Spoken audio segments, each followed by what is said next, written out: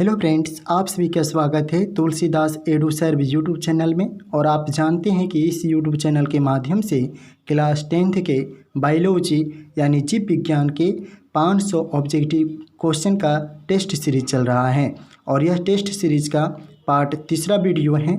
और आप इस यूट्यूब चैनल के माध्यम से और भी ऐसे टेस्ट सीरीज देना चाहते हैं तो आप शाम 7 बजे प्रतिदिन दे सकते हैं।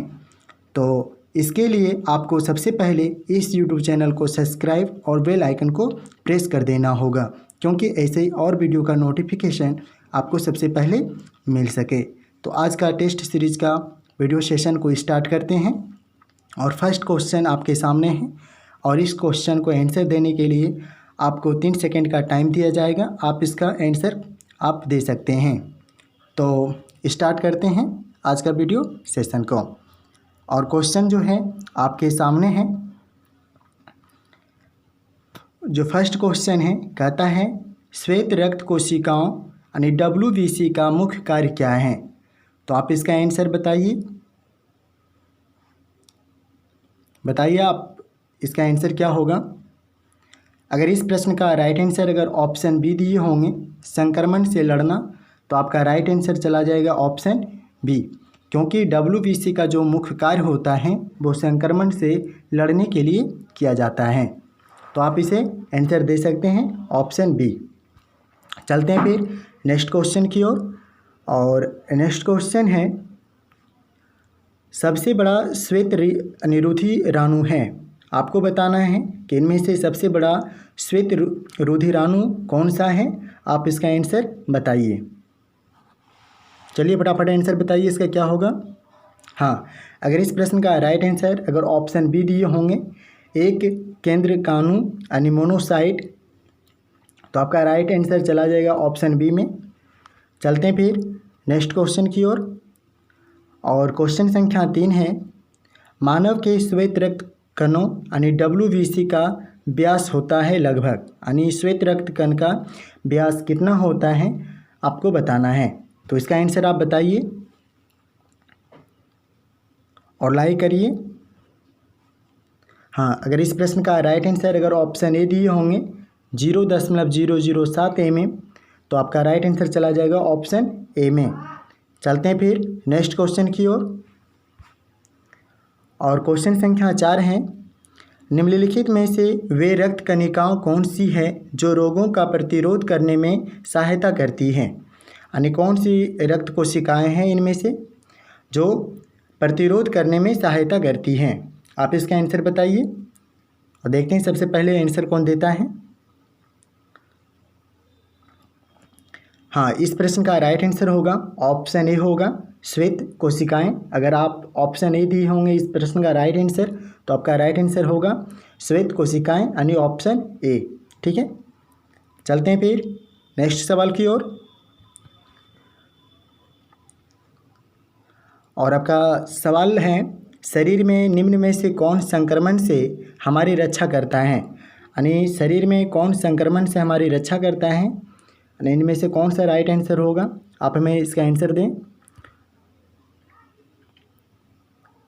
अगर इस प्रश्न का राइट आंसर अगर आप ऑप्शन बी दिए होंगे WBC, ठीक है WBC, तो आपका राइट आंसर चला जाएगा ऑप्शन बी में WBC। ठीक है, चलते हैं फिर नेक्स्ट क्वेश्चन की ओर। और क्वेश्चन संख्या 6 है शरीर का वह कौन सा अंग है जो कभी भी विश्राम नहीं लेता है। यानी शरीर का कौन सा एक ऐसा अंग है जो कभी भी विश्राम नहीं लेता है, आपको बताना है। तो आप इसका आंसर बताइए।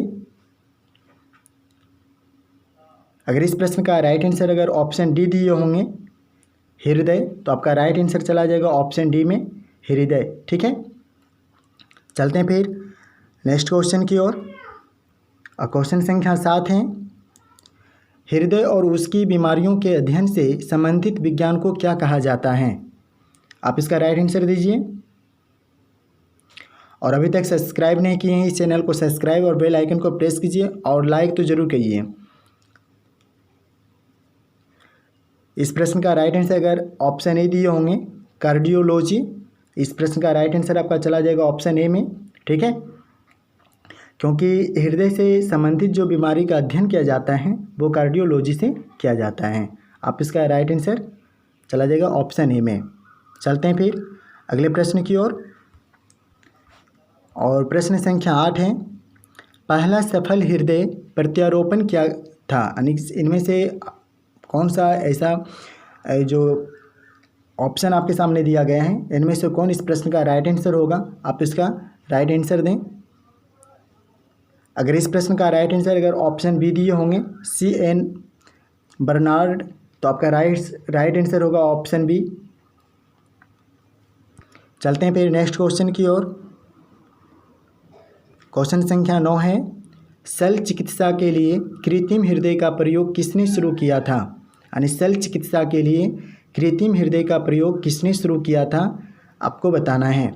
तो बताइए इस प्रश्न का राइट आंसर क्या होगा? अगर इस प्रश्न का राइट आंसर अगर आप ऑप्शन बी दिए होंगे माइकल दी वेकी, तो आपका राइट आंसर चला जाएगा ऑप्शन बी में माइकल दी वेकी। ठीक है, चलते हैं फिर नेक्स्ट क्वेश्चन की ओर। और क्वेश्चन संख्या 10 है, हृदय का काम है यानी हृदय का क्या काम है आपको बताना है। तो बताइए इस प्रश्न का राइट आंसर क्या होगा?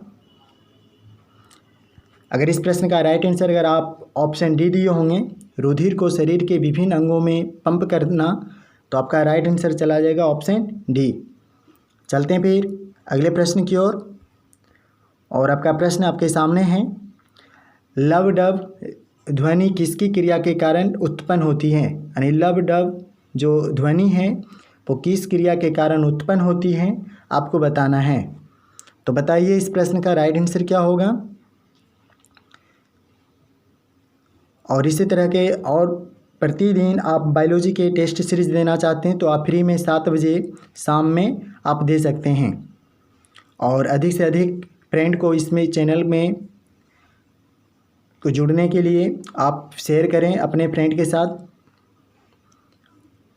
हाँ, बताइए इस प्रश्न का राइट आंसर क्या चल जाएगा? ऑप्शन सी में, यानी ऑप्शन जो सी इस प्रश्न का राइट आंसर चला जाएगा हृदय। ठीक है, लव डब जो ध्वनि किस क्रिया के कारण उत्पन्न होती है, तो यह हृदय के कारण उत्पन्न होती है। चलते हैं फिर नेक्स्ट क्वेश्चन की ओर। और आपका क्वेश्चन है, मनुष्य के शरीर में हृदय को एक बार धड़कने के लिए कितना समय लगता है? यानी मनुष्य के शरीर में हृदय को एक बार धड़कने के लिए कितना समय लगता है आपको बताना है। तो बताइए इस प्रश्न का राइट आंसर क्या होगा? हाँ, इस प्रश्न का राइट आंसर चला जाएगा ऑप्शन डी में 0.8 सेकेंड। ठीक है, चलिए फिर अगले क्वेश्चन को देखते हैं। और क्वेश्चन आपके सामने है और यह क्वेश्चन संख्या 13 है, सामान्य वयस्क व्यक्ति के हृदय का वजन लगभग कितना होता है? यानी आपसे यहाँ पे हृदय का वजन पूछा है, तो आप हृदय का वजन जो है कितना होता है लगभग वो बताना है। तो बताइए इस प्रश्न का राइट आंसर क्या होगा? अगर फ्रेंड आप इस प्रश्न का राइट आंसर ऑप्शन बी दिए होंगे 300 ग्राम, तो आपका राइट आंसर चला जाएगा ऑप्शन बी। चलिए फिर अगले प्रश्न को देखते हैं।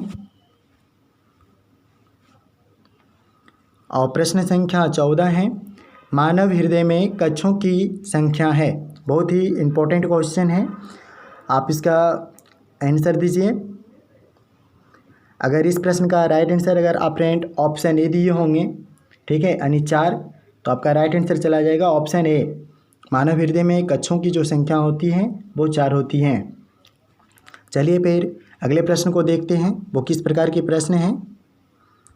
हाँ, प्रश्न आपके सामने है, मानव हृदय में कितने वाल्व होते हैं? यानी वो क्या होता है, वैल्यू स्टेट क्या होता है वो आपको बताना है। तो मानव हृदय में कितने वाल्व होते हैं? अगर इस प्रश्न का राइट आंसर अगर ऑप्शन ए दिए होंगे 4, तो आपका राइट आंसर चला जाएगा ऑप्शन ए 4। ठीक है, तो मानव हृदय में वाल्व की जो होते हैं वो कितने होते हैं? वो 4 होते हैं। चलते हैं फिर अगले प्रश्न को देखते हैं। और प्रश्न संख्या आपका 16 है, वयस्क व्यक्ति की हृदय धड़कन दर क्या होती है? यानी वयस्क जो व्यक्ति हैं इसका हृदय की धड़कन क्या यानी दर क्या होती है आपको बताना है। तो बताइए इस प्रश्न का राइट आंसर क्या होगा। अगर फ्रेंड आप इस प्रश्न का राइट आंसर अगर ऑप्शन डी दिए होंगे प्रति मिनट 70 से 80 बार, तो आपका राइट आंसर चला जाएगा ऑप्शन डी में। देखते हैं फिर अगले प्रश्न को, और यह प्रश्न संख्या 17 है। 1 मिनट में मनुष्य का हृदय सामान्यतः कितनी बार धड़कता है, यानी 1 मिनट में मनुष्य का जो हृदय है वो कितनी बार धड़कता है आपको बताना है। तो बताइए इस प्रश्न का राइट आंसर क्या होगा। अगर आप फ्रेंड इस प्रश्न का राइट आंसर अगर ऑप्शन सी दिए होंगे 72 बार, तो आपका राइट आंसर चला जाएगा ऑप्शन सी। देखते हैं फिर नेक्स्ट सवाल को, और नेक्स्ट सवाल आपका है मनुष्यों में रक्तचाप सामान्यतः कितना होता है, यानी मनुष्य में रक्तचाप कितना होता है आपको बताना है।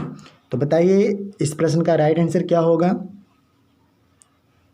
हाँ, अगर आप इस प्रश्न का राइट आंसर अगर ऑप्शन बी दिए होंगे 120/80, तो आपका राइट आंसर चला जाएगा ऑप्शन बी।